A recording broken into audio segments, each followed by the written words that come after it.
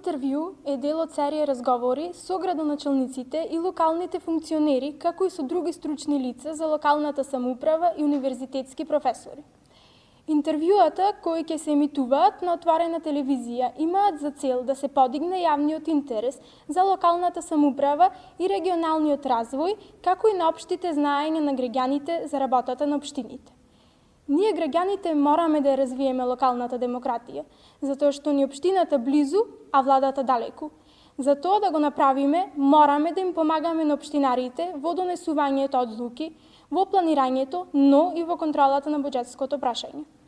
Активноста е дел од проектот Отворени општини со отворени податоци, кој е финансиран од НЕТ. Почитувани гледачи, разговараме со господин Дејан Продановски, председател на Советот на општина Прилеп, а воедно и председател на Општинскиот комитет на ВМРО ДПМН, а професионално работи во архивот.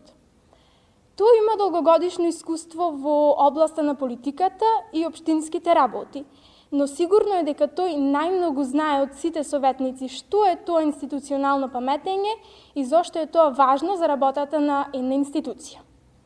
Добродојдовте во емисијата на Отворена телевизија и благодарност од Актис, која води оваа емисија, односно медиска заедница.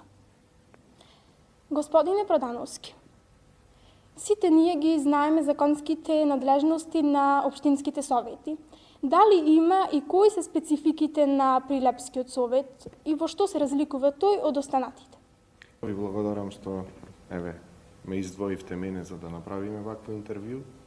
Точно така, Прилепскиот совет по своето однесување и по составот се разликува од другите совети. Најпрво по големината, знаете добро дека по законот за локална самоуправа, зависност од големината на општината и бројот на советници е определен. Во нашиот совет на општина Прилеп членуваат, односно се избрани 27 советници од две коалиции и една политичка партија. Распоредот на силите е 15 советници, владеачко мнозинство предводено од ВМРО ДПМН и коалицијата, 10 советници предводени од Социјалдемократскиот сојуз и коалицијата и 20 советници од политичката партија Левица. Ова е составот кој што го отсликува советот, меѓутоа се разликуваме по една друга работа. Можам да се пофалам дека во рамки на овој состав и на овој совет започнавме неколку нови работи кои што досега не биле пракса во Советот на општина Прилеп. Сметам дека и кохезијата, односно соработката меѓу сите советнички групи е добра.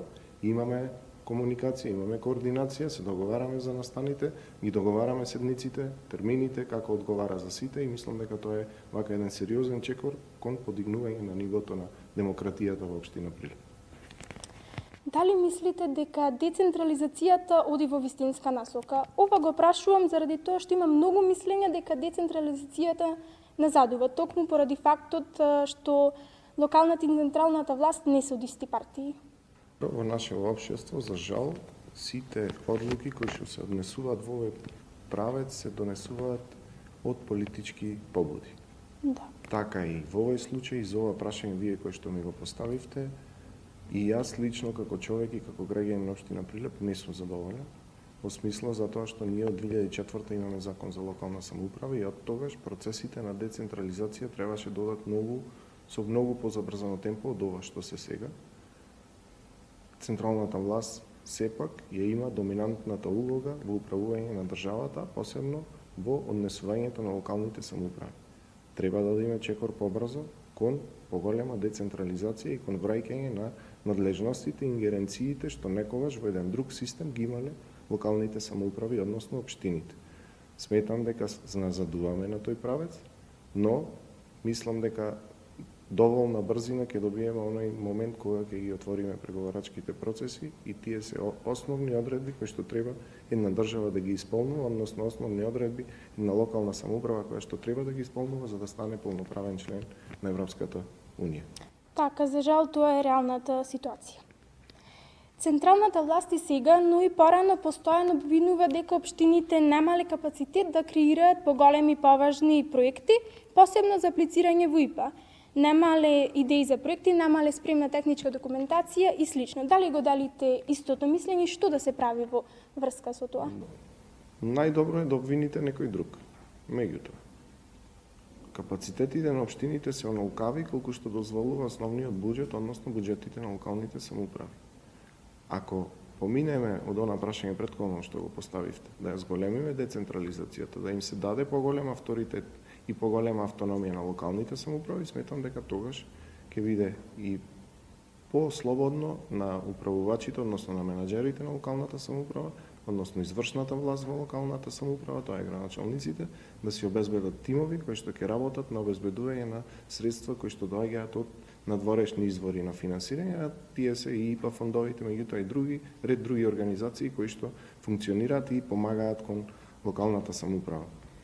За општина Прилеп можеме да се пофалиме дека исклучително, може би не многу голем број, но се направиле чекори кон добивање на надворешно финансирање. Последно, како Совет на општина Прилеп се вклучивме во еден проект за јакнување на капацитетите на советите на општините. Преку тој проект општината ќе добие грант од $50,000 со кој што на форуми во заедниците, тоа е нова форма која што ја додадовме во последниот период на статутот на општина Прилеп, граѓаните преку разни целни групи ќе определат кој е најприоритетен проект што треба да го направи градот и во кој би се искористиле тие средства од овие организации. Тука поддршка дава швајцарската амбасада и UNDP. Сметам дека има простор да се работи, меѓутоа со човечките капацитети со кои што ги имаат локалните самоуправи, е тоа максимумот кој што се добива. Со 2 или 3 луѓе во одделението за локален економски развој, каде што се разгледуваат овие прашања, со многу минимален број на архитекти и градежни инженери кои што работат во секторот за урбанизам, верувајте дека е навистина тешко да се направат поголем број на проекти со кои би се аплицирало до разни фондови, меѓу кои и овој што вие го спомнавте, а државата има сериозен капацитет, затоа што има голем број на административен систем и луѓе вработени во администрацијата кои што можат да им помогнат на локалните самоуправи. Кохабитацијата, односно разликата меѓу централната и локалната власт, дополнително ги отежнува сите овие процеси кои што треба да се случуваат многу поглатко од ова што денеска го имаме. Се согласувам. Уште со самото доаѓање на власт на локално ниво најавивте дека ќе се пристапи кон сериозен менеджмент на локалната самоуправа и кон професионализација на општинската администрација, воведување интегриран систем и едношалтерски систем. Има ли резултати на тоа поле и каква е актуелната ситуација? Со овие процеси кои што ги најавивме пред доаѓањето на власт, веќе има некој почеток, има некое придвижување кон подобрување, односно кон остварување на ова наше ветување. За професионализација на службата може да потврда фактите дека во последниот период во локалната самоуправа се ангажирани исклучиво лица кои што се професионалци, односно ви спомнав онаму каде што локалната администрација е најслаба, а тоа е во секторот за урбанизам, каде што има и најголем обем на работа. Тука граѓаните најмногу бараат од локалната самоуправа и треба да се испорачат. Има сериозно придвижување во секторот за урбанизам. Тоа беше и најголема забелешка од сите наши граѓани, дека секторот за урбанизам слабо ни функционира. Има некое придвижување, не е на завидно ниво како што треба да биде, меѓутоа секој почеток е добар почеток и не треба овој процес да запре со овој состав на локалната самоуправа, треба да продолжи во иднина и цело време да се надградува за да добиеме еден висок квалитет на услуги кои што ги нуди локалната самоуправа. Зборувавме за интегриран систем на сите јавни предпријатија и едношалтерски систем на кој што граѓаните секоја услуга која што треба да ја платат кон локалната самоуправа да биде на еден шалтер. Како пилот програма уште во претходните 10 години се воведе тој едношалтерски систем на работа на локалната самоуправа, просторијата уште функционира, значи граѓанинот доаѓа таму, го упатува своето барање и од тука се проследува во зависност на што се однесува до секторот каде што треба да се одговори истото прашање.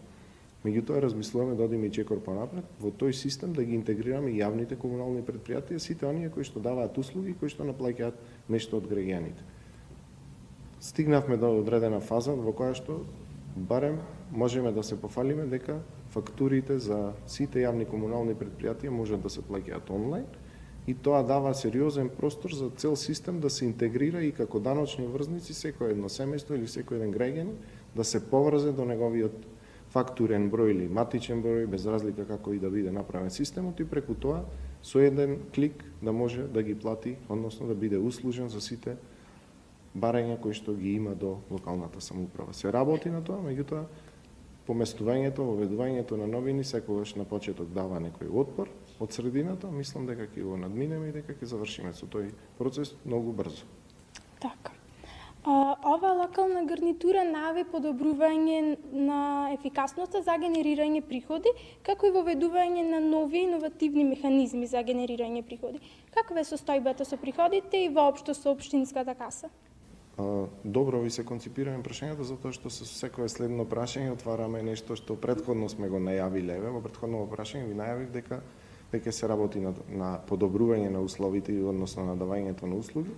Сметам дека оваа година ќе биде запаметена во последниве десетина, затоа што секторот за урбанизам очекува сериозен прилив на средства од издавање на одобрение за градба. Одобренијата за градба генерираат приходи по однос на собирање на такса за комунално уредување на земјиштето и тоа значи дека сериозен приход ќе се слее во општинскиот буџет. За жал, овој буџет за 2023 година во рамките во кои што беше креиран може да се каже дека е еден од помалите во последниве години. Меѓутоа треба да спомнеме и треба нашата јавност да знае дека буџетот е креиран врз рамка на последни 3 години од работењето на локалната самоуправа. За буџетот за 2023 година во обзир се земе 2019, 2020 и 2021 година. Живееме во 2023 година. Приходите кои што ги приходува општината Прилеп за да влезат во интегралниот дел, односно во основниот дел на буџетот, ќе треба да чекаме во 2026 година тоа да се случи, затоа што оваа година ќе биде во фазата на 3 години дури во тие буџети. Меѓутоа ништо не е касно, тие се сепак пари од граѓаните и ќе се имплементираат во буџетот. Законите се такви, овие приходи оваа година и да се над рамките на кои што ги предвидела локалната самоуправа со општинскиот буџет, нема да можат да се имплементираат не повеќе од 10% од предвидената рамка. Значи дозволува законот, односно централната власт со донесувањето на овој закон дозволил само 10% од приходите кои што се приходуваат, а се во зголемена рамка да можат да се имплементираат во основниот буџет. Значи и тука има една сериозна пречка.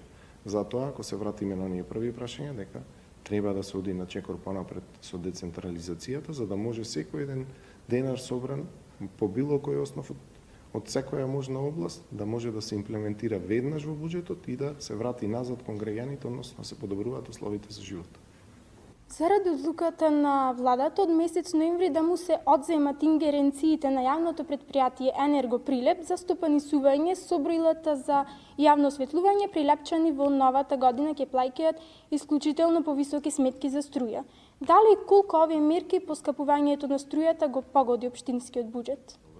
Гледам, добро сте истражиле. Направивме еден чекор на крајот на септември со тоа што во рамки на законите позитивни кои што важеа во тој период, велеше дека јавно предпријатие кој што има помалку од 50 вработени и помал буџет од 2 милиони евра може да набавува повластена електрична енергија која што е за јавна намена.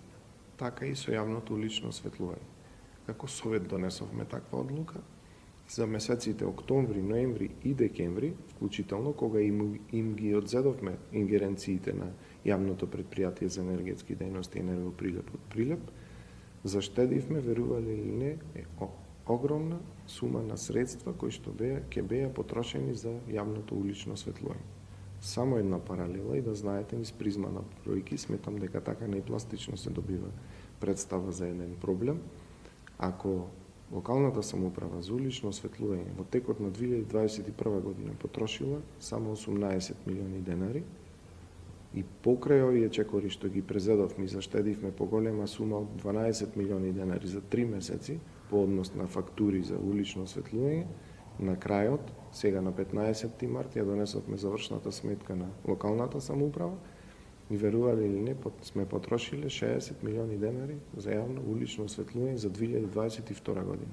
Тоа е некаде трократно зголемување во споредба со 2021 година.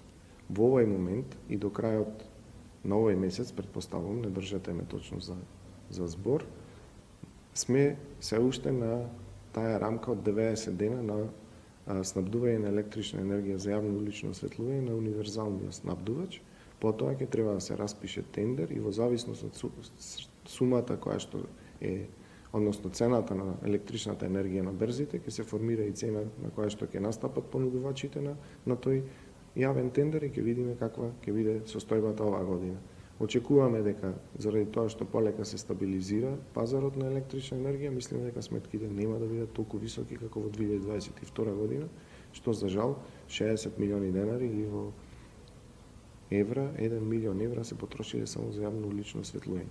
Како локална самоуправа сметавме дека и заради тоа што состојбите во градот не беа баш на високо ниво по однос на безбедноста, сметавме дека уличното осветлување не треба да трпи, односно граѓаните да не живеат со рестрикција на јавното улично осветлување и бевме спремни, но се потроши значителна сума на средства од буџетот, кои што можеа за многу други намени да бидат потрошени. Но тоа е што е, тешка беше годината, не само за локалната самоуправа, истиот удар го доживеа и јавните комунални предпријатија, и мислам дека 2022 година ќе биде запаметена како една од најтешките во современо управување на градот Прилеп. Се надеваме за подобри днина. Ви благодариме за исцрпните одговори и за вашата љубезност. Ви благодарам.